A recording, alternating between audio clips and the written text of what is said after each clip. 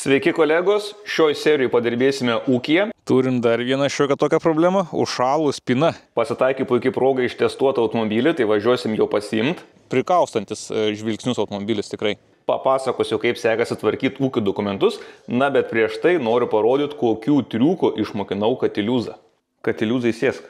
Oi, geras katutis, geras, atsisėdo, geras. Katiliukai gulk. Geras katiliukas, geras guli. Balsas katiliūzai. Balsas. Balsas katiliūzai. Sakyk miau katiliūzai.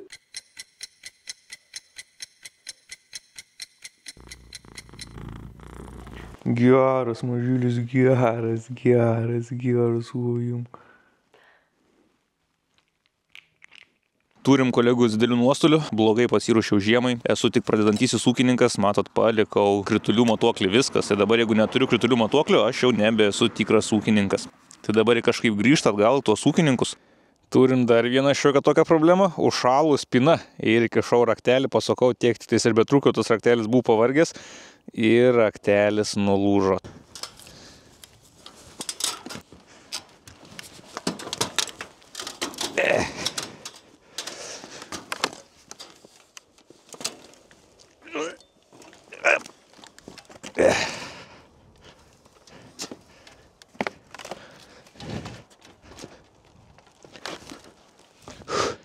Reikia sumontuoti, kad aš kaip nindzė perlipu per šitą tvorą.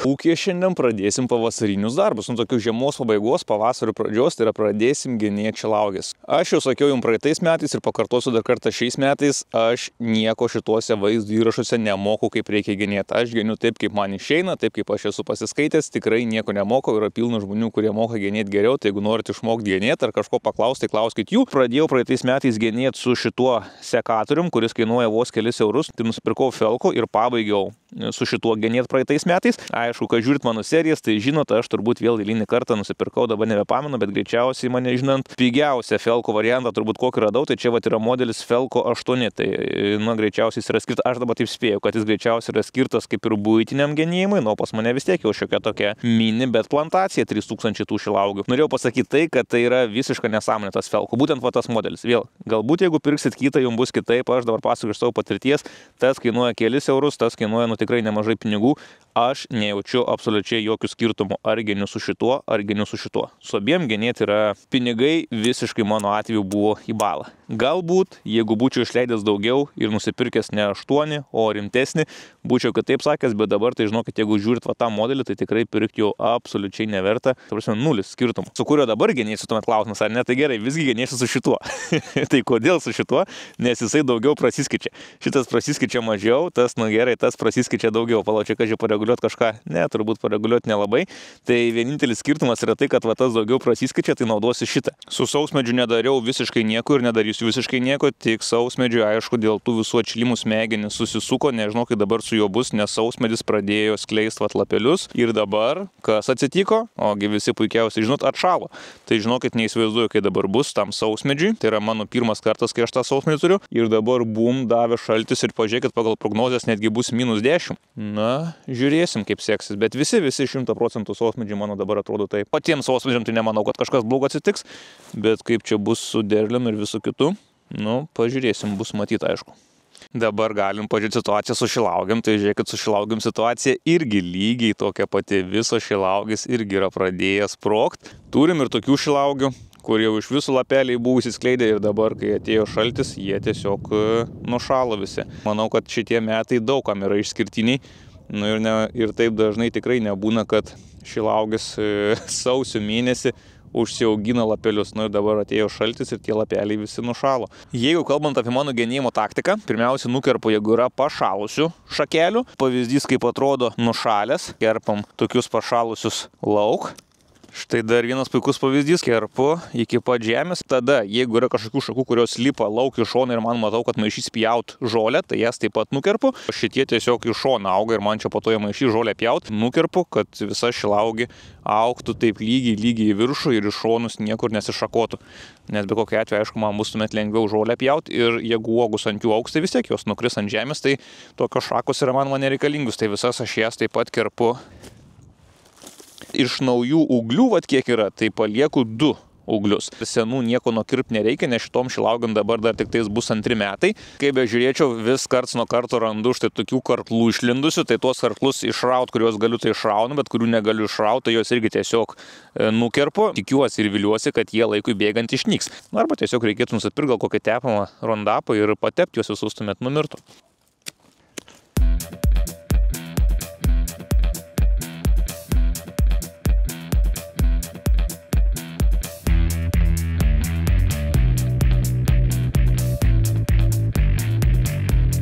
Geniu, tai vis praeinu labai daug, yra tokių šilaugių, kuriuose lapai visiškai jau yra susiformavę ir dabar šaltis atėjo, matosi tiesiog, kad tie visi lapai nušalo. Gaila iš tikrųjų bus, jeigu visi šitie augliai man dabar nušals, nes jie visi susipumpuravę, lapai pradėjo formuotis, dabar pradėjo šalt, nuo praeitais metais buvo labai didelis augimas, pažiūrėkit, kokio dydžio užaugo tie augliai šilaugis, jom dar čia tik tais 2 metai tom šilaugiam ir buvo augimas, nu tikrai praeitais metais labai žymus ir labai didelis. Ir bus, aišku, labai gaila, jeigu dabar visur, kur tie lapeliai pradėjo formuotis, visi tie augliai bus nušalę ir man visus juos reikės iškarpyti. Tai dar vienas pavyzdys, kokie lapai jau buvo išsiskleidę. Tai labai įdomu, kokią įtaką derliam ir pačiom šilaugiam turės būtent tas dalykas, kad viskas susprogo ir dabar ateina šalčiai. Tai man nesvarbu, ar aš čia šiais metais uždirbsiu 0 eurų, ar kažką uždirbsiu, aišku, būtų smagu, jei kažką uždirbčiau. Yra žmonių, kurie iš to gyvena, kurie būtent iš tuo, kur gyvena. Tai labai įdomu, kaip čia šiais metais bus. Per daug persistengt nesveika, tai šiandien 5 vagas nugenėjau, iš viso čia yra, pamiršau kiek yra. Man atrodo 18 eilių yra, tai jeigu 5 šiandien nugenėjau, tai 5, 10, 15, nu tai dar sakykit, kažkuriom dienom mažiau nuravės, nes šiandien ganėtinai neblogai taip ėjusi. Tai per 4 dienas turėčiau viską nusigenėti, teoriškai.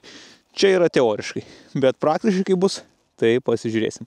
Ir žiūrėsim, ar nereikės antrą kartą genėti, kai šalčiai praeis ir vėl ar nebus naujų nušalusių šakelių.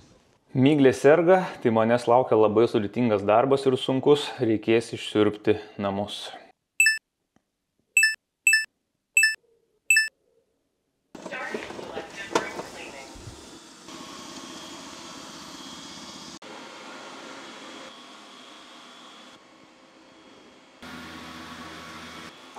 Nelengvas darbas tos namus tvarkyti, aš jums pasakysiu, eina po velniais. Nu, tikiuosi, dažnai nereikės čia man jų tvarkyti.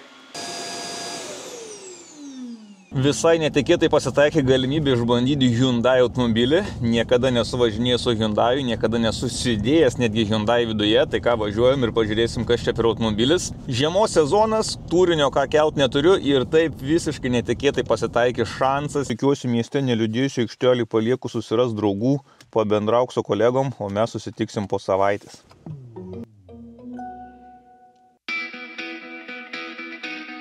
Jeigu jūs galite važiuoti su eko režimu, tai sveikinu, reiškia, jums su psichika viskas yra gerai. Man akivaizdu su psichika nelabai gerai, nes aš eko režimu važiuoti tikrai negaliu. Prikaustantis žvilgsnius automobilis tikrai.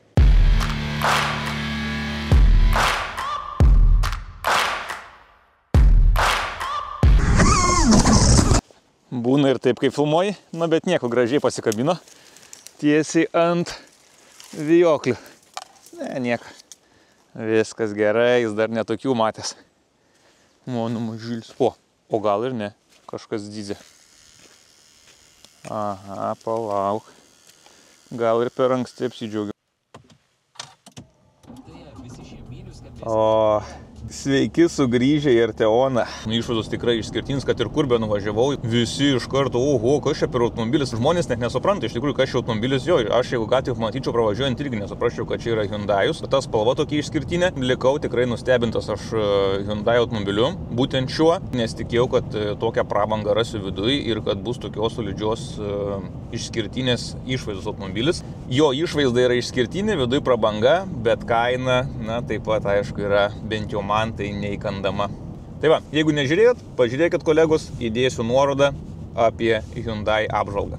Na, o dabar pažiūrėkim, kaip man sekasi tvarkyti projekto paramos dokumentus. Na, tikiuosi, man čia sekasi juos gerai tvarkyti, tuoj pasižiūrėsim.